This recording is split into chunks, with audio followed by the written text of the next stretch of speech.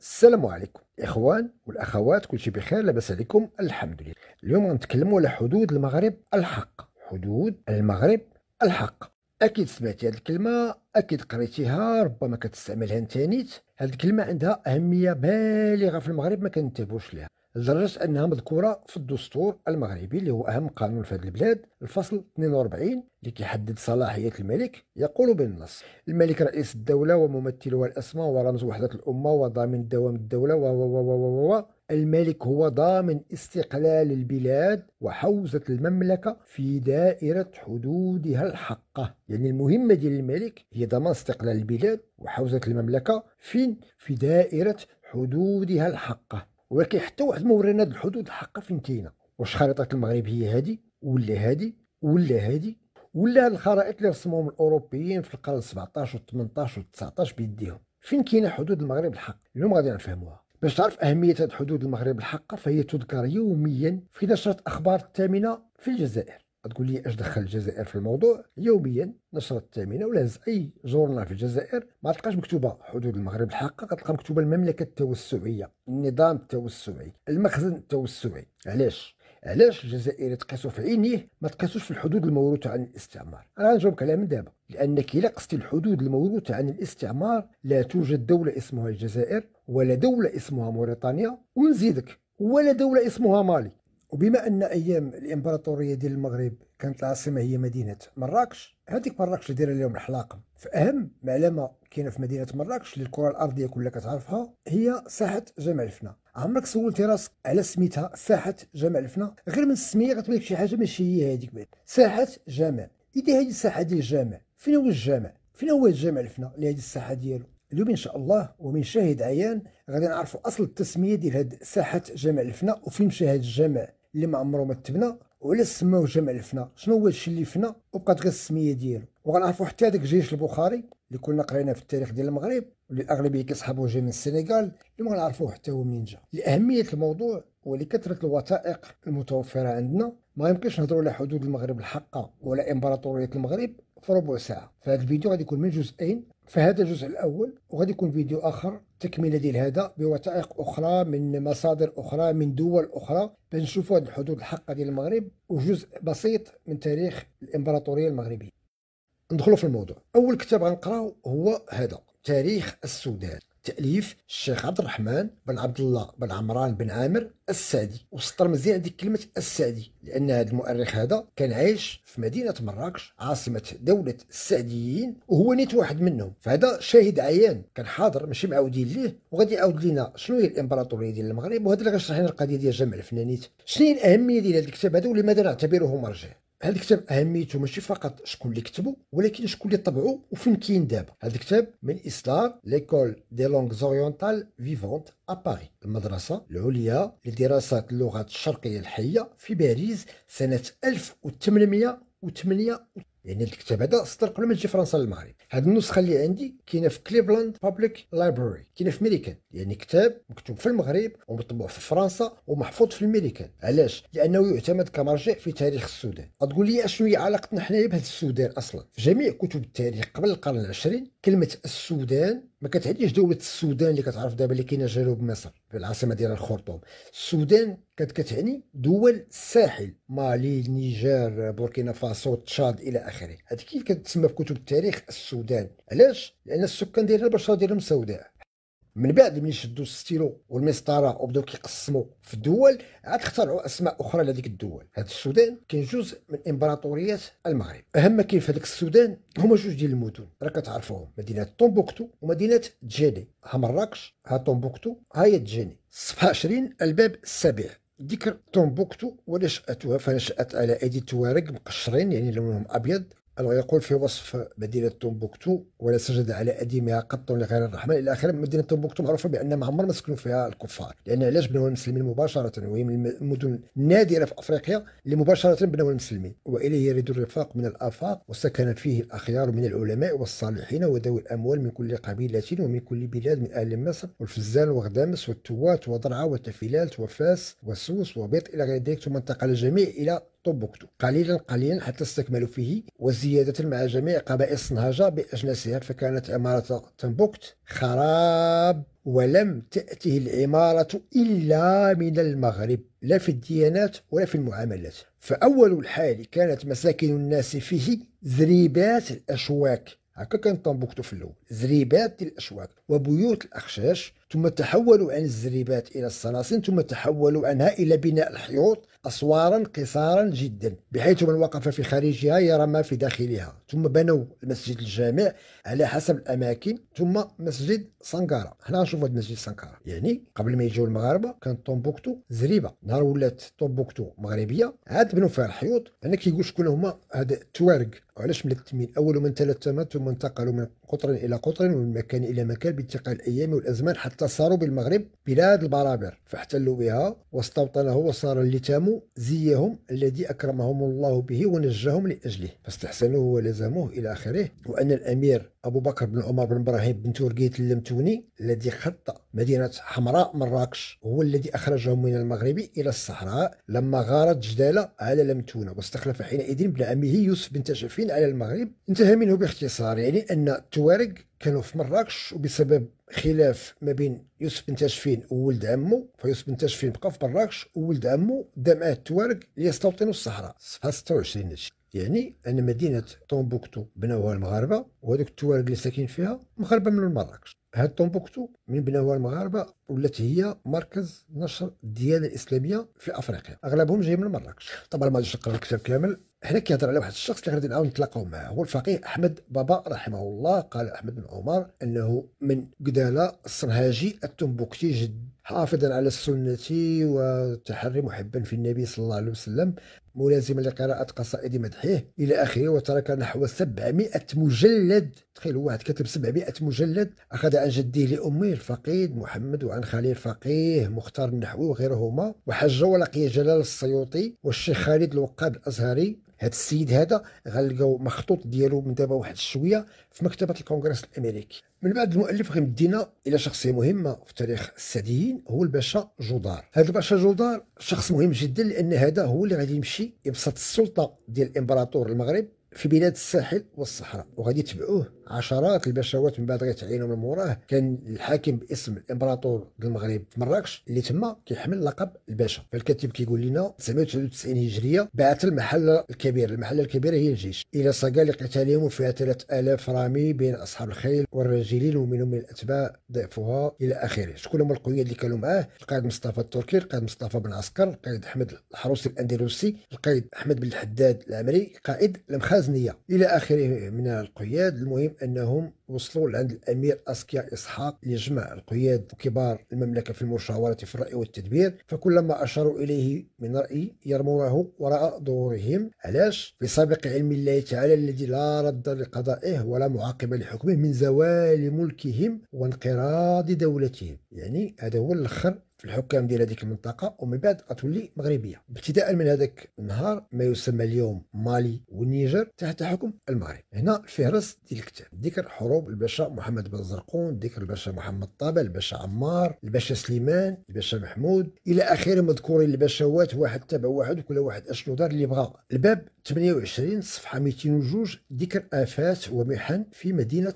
مراكش. نشوف هاد القضيه ديال جمع الفن. من بعد وفاه السلطان كانت الروينه ما بين الامراء، شكون اللي غياخذ الحكم؟ فجاء مولاي بوحسون فتولى السلطنه لنفسه في مراكش نحو 40 يوما. اشنو لقى؟ وجد اهلها في غايه من ضيق الغلاء، فاخرج لهم من هرايا السلطان، هرايا جمع ديال الهري، هي مول الهري اللي كنقولوا حنا دابا، من كل صنف من الطعام المدخره ونشرها لهم، وبذلك سمي بالشعير لان كتفرق الشعير على السكان. ومن ذلك البلاء حدوث الطاعون والوباء، جات الكوليرا مرض فتاك، ولم تكن قبل كاد اهلها أن يفني أصلا وفصلا من اتصالها ودوامها، وهلك منها من لا يحصي عدده إلا الله تعالى، ولم تنفك تلك المرينة عنها إلا هلم جرة. يعني جات الكوليرا وكادت مراكش كلها تموت من ديك الكوليرا، ما كان بقى فات شي واحد. فأدركت أن الأمير السلطان مولاي أحمد اللي هو مولاي أحمد الذهبي، اللي كان من أغنى أغنياء الملوك في تاريخ المغرب كامل، لأن كان عنده مناجم ديال الذهب ديال دول الساحل والصحراء كلها كانت ديالو. اش كان باغي يدير؟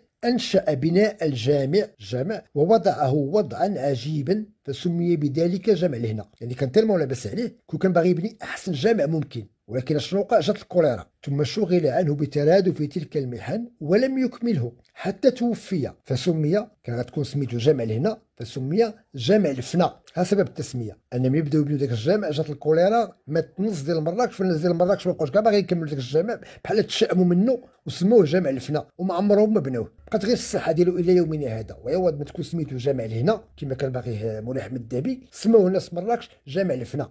ثم قامت واحد الفتنه، قام بها واحد الشخص سميتو عبد الله السوري، وهي الفتنه العظيمه والمحنه الجسيمه التي شتتت الشمله وبتت الاصل والفصل، بعثه الله عليهم عذابا وانتقاما ولحكمه السابق. في كان هذا السيد هذا كان في واد صور، بلد بين التوات وتفيلال. توات هي في الخريطه، اش كنقول لكم انايا الحدود الموروثه على الاستعمار، توات كاينه جنوب الجزائر. هذا الشيء اللي مشيتي تقصتي لهم الحدود الموروثه على الاستعمار ما تبقاش تحسب الجزائر، لان التوات كاينه في الصحراء الشرقيه المغربيه. بطبيعه الحال ما غاديش نقراو الكتاب كامل، انتم عرفتوا جامع الفنا على سميتو جامع الفنا، وعرفتوا بان حدود المغرب كانت في مالي حاليا، وان الصحراء الشرقيه كانت مغربيه، وسترجع ان شاء الله. شفتوا هذيك التوات فين كاينه في الخريطه اليوم؟ انا غنوريكم هذيك التوات اش وقع عليها وكيفاش تولات جزائريه. غناخذوا كتاب من الارشيف الفرنسي العسكري، كتبو جون اس، هذا كان في الاصل ديالو طبيب، ومن بعد ولا خدام مع الجيش الفرنسي. هذا كان تيسبقهم، كيكتب لهم التقارير ديال المناطق اللي عاد غادي يمشيو ليها. سنه 1903 كتب كتاب على المغرب، باقي ما حطتش فرنسا رجليها في المغرب، كانت كاتبه عشرات وعشرات الكتب، هذا واحد منهم. وهذا غادي يعاود لنا اشنو وقع لهذيك التوات بالتفصيل. الصفحه 154 كيعاود شنو وقع سنه 1830. نهار فرنسا شرات الجزائر من عند تركيا، طلبت من الاتراك يعطيوها خريطه ديال الجزائر، فمنين هضروا مع الجنرال مصطفى بن اسماعيل وهو جنرال تركي على خرائط الجزائر، قال لهم ودي حنا ما عندناش حدود مرسومه مع المغرب، الحدود اللي بيننا وبينهم هي الواد. قال لي اين واد تفنى. والسؤال سو كي ا ليست نوز ابارتيان، سو كي ا لويست ابارتيان او ماروك، يعني مغرب الواد لهيه اراضي مغربيه. سولوا على الصحراء، قالوا ودي حنا راه ما عندنا حتى شي علاقه بهذه الصحراء، والتوارك راه ما عندهم الصحراء. لو بيي او دولا دو كوديت الدبايح ne peut se délimiter, c'est le pays des fusils. قال لهم من بعد قريه كوديه الدبايح كتولي بلاد المكاحل، يعني حنا ما تنوصلوش لها بلاد السيبه هذه. سمع هاد الفراس، لو ديزير il n'appartient à personne. الصحراء بالنسبه للتواركه ما ديال حتى واحد، يعني هما ما عندوش علاقه بها اصلا. سي لا في دي اوتوريتي الجيريان كي دون لو ديزير ne voyaient rien. ما كيشوفوش هذيك الصحراء ولا عمرهم شافوها. بلاتي لي ماروكان eux ils connaissaient les oasis qui jalonnaient la route de Tombouctou. المغاربه عارفين كاع الطرقان وكاع الواحات من المغرب حتى لطومبوكتو. علاش؟ سي لا روute suivie par les représentants du Makhzen qui allait exercer sur les rives du Niger l'autorité du sultan. هذيك هي الطريق اللي كيتبعوا الموظفين ديال المخزن والبشوات والقويات ديال المخزن باش يمشيو يبسطوا نفوذ سلطه المغرب على ضفاف نهر النيجر، يعني ماشي التوات وماشي مالي، حنا وصلنا لنهر النيجر 1903 بشهاده الفرنسيين. سنه 1845 il n'y a pas entre la province d'Oran et le Maroc de limite naturelle. Le traité de 1845, légèrement négocié par le général de la Rue, nous a même pas conservé la rive droite de la Melouia. Donc ما على يمين نهر ملوية ماشي ديال فرنسا. Puis tournant brusquement à l'est laisse à l'empire chérifien، وسطر مزيان ديك كلمة l'empire chérifien الله يرضي عليك 1845 des oasis de Figuig et de Touat. يعني في 1845 فرنسا كتعترف بأن ما بين فيغيغ والتوات أراضي مغربية. C'est au Maroc que se préparent les révoltes qui éclatent à l'heure marquée chez nos Arabes, comme celle de Sislimane et de Bou'mama. في المغرب منو كيجيو الثورات ضدنا ديال سيسليمان وسي بوعمامة. زيد c'est au Maroc que les rebelles se réfugient après leur défaite sans que nous puissions les poursuivre dans les قصور. الثوار اللي كانوا في ذاك الوقت بوعمامة ومن معاه كيهجموا على الفرنسيين وكيجيو للقصور اللي هما لي فيلاج المغرب يتخزنوا. اش كيوقع لهم؟ ils sont reçus à bras ouverts, réconfortés et encouragés. يستقبلون بالأذرع المفتوحة، réconfortés et encouragés، يعني اللي مريض كيداويوه واللي خاصها شي حاجة كيعطيوها ليه وكيشجعوهم. هذا اللي قال لك المغرب خانت الثورة الجزائرية،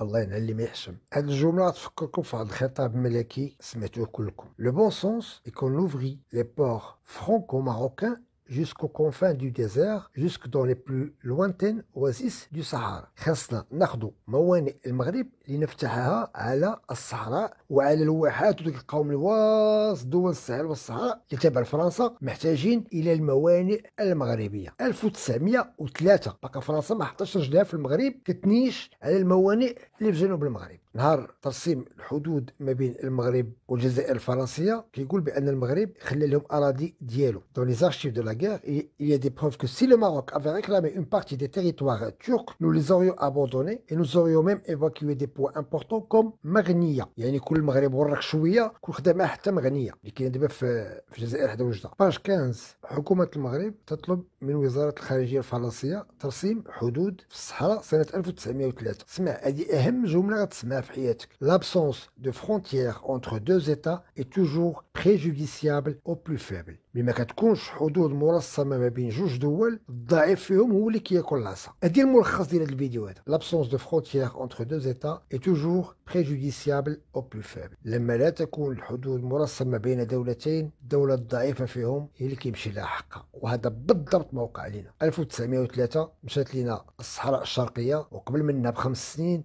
شمال مالي حاليا. À plusieurs reprises, le Maroc a tenté vainement de nous arrêter. Et nous avons pu ne pas écouter ses réclamations et poursuivre ainsi notre installation dans le sud. من 1845 والمغرب تيقول لهم هذيك البلاصه راه ديالي، ولكن ما سمعوش ليه وداروا الشرع يديهم. علاش؟ لان المغرب كان ضعيفا في ذاك الوقت. هذا باعترافهم ماشي لان ديالهم وانما خداوها صحه. رساله من وزير الحرب الفرنسي الى وزاره الخارجيه. Les opérations de délimitation donneraient lieu à des discussions interminables. يعني المفاوضات غتطول ما بين المغرب وفرنسا لترسيم الحدود. بالنسبه لوزاره الخارجيه الفرنسيه لا كيستيون دو توات اي ريغلي، يعني صافي خديناها. néanmoins le Quai d'Orsay يعني وزاره الخارجيه ne veut plus de frontières que par le passé. لا تعترف بالحدود القديمه، غدير حدود راسها. الصفحه 195 فيها جوج ديال اللقطات انسانيه. الاولى لما يوصلوا الجنود الفرنسيين لمنطقه توات وهضروا مع الناس اللي لقاو تما اش قالوا لهم؟ نو سوم اوسي ماروكان كو لي ماروكان، حنا مغاربه بتا بغرابيت. هذه شهاده ديال ضابط في الجيش الفرنسي كيقول بان فاش وصلوا للتوات دوك الناس اللي في التوات قالوا لهم ودي حنا راه مغاربه. ولكن الاهم هي هذه، ان وحده من دوك العائلات قالوا لهم حنا شرفه من العائله ديال السلطان ديال المغرب. الضعف ديال المغرب كيتجلى في هذه الفقره هذه. من العلويين من العائله ديال السلطان المغرب، يعني ماشي غير مغاربه، هادو من العائله ديال السلطان وما قدرش السلطان يحميهم. وهو كاتب شكايه لفرنسا يقول لهم اودي راه دوك الناس اللي لقيتو تما راه هما من عائلتي وشوفوا كيفاش ديروا. ضعف ما بعده ضعف. ما غاديش نخترعوا راسنا شي تاريخ وشي ديزيكسبلوا اللي ما درناهمش. في هذا الوقت هذا 1880 1890 1900 كان المغرب في اضعف حاله لدرجه ان سلطان المغرب ما قدرش يدافع حتى على ناس من القبيله ديالو كانوا ساكنين في التوات. باراغراف اخر. Cette question paraissait d'autant plus délicate qu'à ce moment même مولاي الحسن لو سلطان المغرب contestait notre droit d'occupation des oasis du Touat qui prétendait-il relever de son empire. مولاي الحسن كتب برقيه لفرنسا يقول لهم ودي خرجوا من ديك التوات راه تابعه للامبراطوريه المغربيه، وكلمه امبراطوريه ما جاياش من عندي، جايه من عند هذا المستعمر براسو هو اللي كتبها راه امبير. ملخص الكتاب هذا ان فرنسا خدات التوات وخدات الصحراء الشرقيه والحقتها بالجزائر واستغلت كيف ما كتبها هي بيديها ضعف المغرب في هذيك الفتره. اللي كيظن بان يلقينا الارشيف الفرنسي غادي نسترجعوا التوات وغنسترجعوا الصاوره وغنسترجعوا تيندوف وبشار راه كيحلم هو فايق. على بغيت الارشيف الفرنسي 90% منه راه متاح ديجا كاين، ورينا اش غدير به. قسما بالله لا رجعتي به مترو ديال الارض. ها هو الارشيف العسكري الفرنسي. من بعد نوريكم انا الارشيف حيت فات 1903 ان اللي كان في الصحراء ديال الجزائر وكيوسع الجزائر بكل معاني الكلمه واحد الشخص عزيز عليهم سميتو المارشال ليوطي، كان في ذاك الوقت باقي جنرال. موضوع اخر هذاك.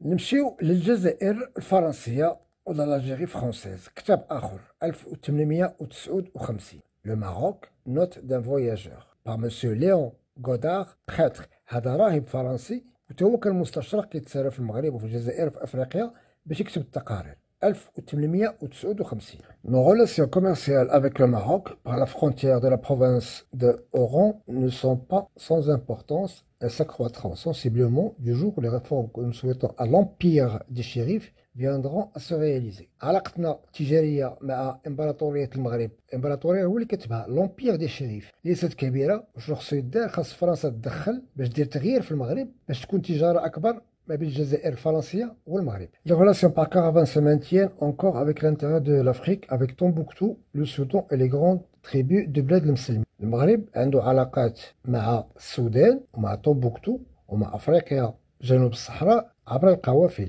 بالنسبه للجزائر دون l'Algérie les régences يعني الايالات ديال الجزائر وتونس وليبيا s'avancent beaucoup moins vers le sud. ما عندهمش علاقه مع الجنوب، ما عندهمش علاقه مع الصحراء. Elles sont trop éloignées de Tombouctou et de la partie méridionale du Maroc. يعني تاريخيا هذا السيد اكتشف بان تومبوكتو ومالي والنيجر والتشاد اللي كنسميهم بهذه السميات اليوم كانت لهم علاقات الى غايه سنه 1856 فقط مع المغرب عبر القوافل. ما تعرفوش الجزائر وما تعرفوش تونس وما تعرفوش ليبيا. هاد خينا جا المغرب كيبحث في التاريخ ديال المغرب. جي recueilli au Maroc sur l'origine de la garde noire الصفحه 75. هاد السيد غيشرح لنا الروايه اللي توصل لها في المغرب بخصوص جيش البخاري. في الروايه ديالو ان الجيش البخاري ما جيش من السنغال عكس ما يظن الكثير من المغاربه، وانما السلطان مولاي اسماعيل كان معاه شخص من مدينه بخارى، شخص عالم، وكان اصطحبوا معاه في الجيش ديالو ومشاو حتى وصلوا الى مدينه تومبوكتو اللي كاينه في مالي حاليا. فمنين وصلوا مسافه طويله جدا، والسفر ديال داك الوقت ماشي هو ديال اليوم، وصلوا مهلوكين عطشانين حالتهم حاله. فهذاك البخاري افترى على مولاي اسماعيل قال لي في العظم نهجموا على هاد الناس هادو وهذاك السلطان ديال تومبوكتو، رسل ليه مرسول قول ليه انا جاي نخطب من عندك وشوفوا رد الفعل ديالو.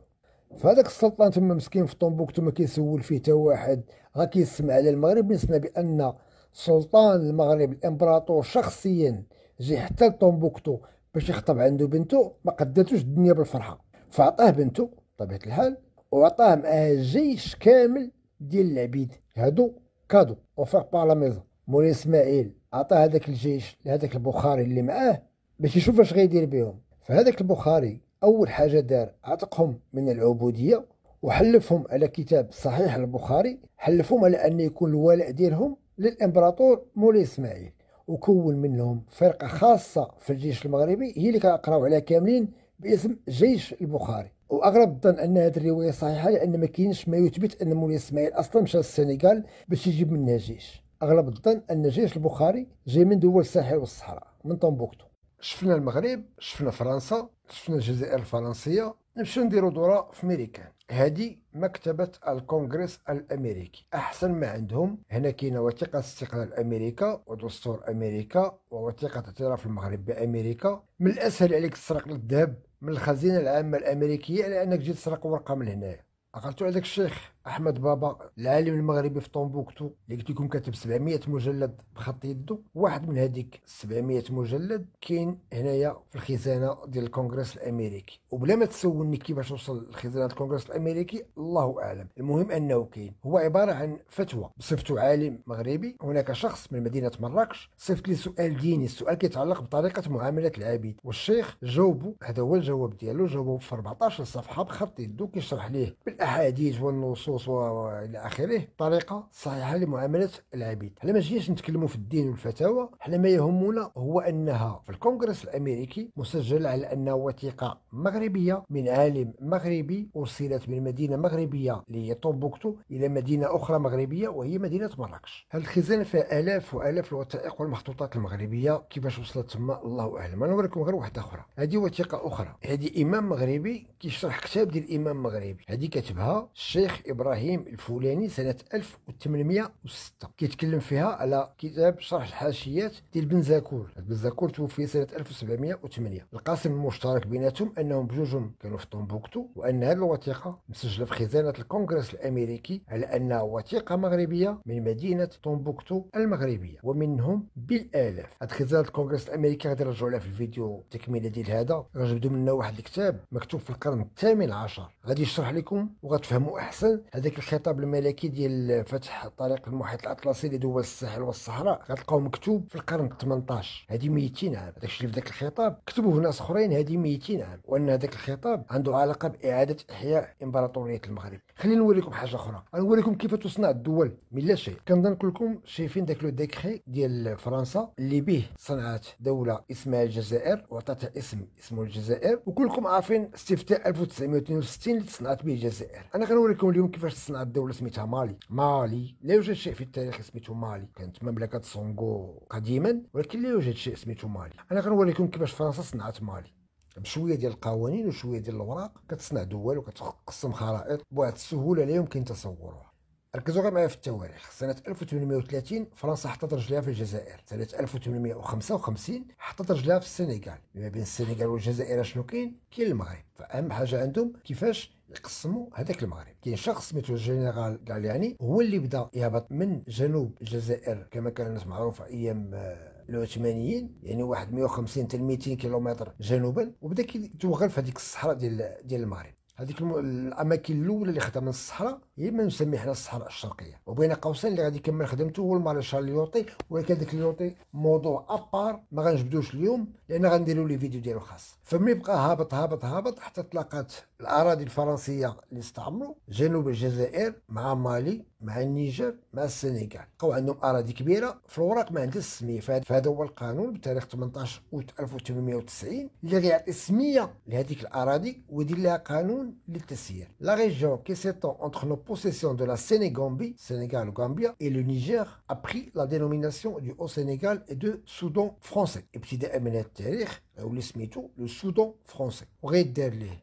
ميزانيه وفرق ديال الجيش واداره لتسييره. يعني ابتداء من هذا التاريخ كان سميتو السودان، وكانوا قناوه ديال المغرب كيغنيو عليه القناويه ويا وي القناوي مشى للسودان جاب خادم قناويه. راه هي السودان اللي جاب من الخادم قناويه كان سميتو السودان ديال المغرب، صدق لو سودان فرونسي 1890. قانون اخر من بعد بتاريخ 27 اوت 1892 لتغيير هذاك القانون السابق. L'organisation politique et administrative du Soudan français. Le Soudan est entré dans la voie d'autonomie، يعني غيولي عنده إدارة مركزية وحرية في التسيير، وغادي يكون عنده قائد ديال الجيش وقسموه إلى بحال كنقولوا حنايا عمالات. قانون آخر بتاريخ 12 سبتمبر 1892 موجه إلى الحاكم العسكري للسودان باش يصوب الإدارة الترابية، يعني التقسيم الإداري والعمالات والميري وهذاك، لأن كانت هادو تعتبر أراضي فرنسية ديالك خداوها يطبق على القانون الفرنسي.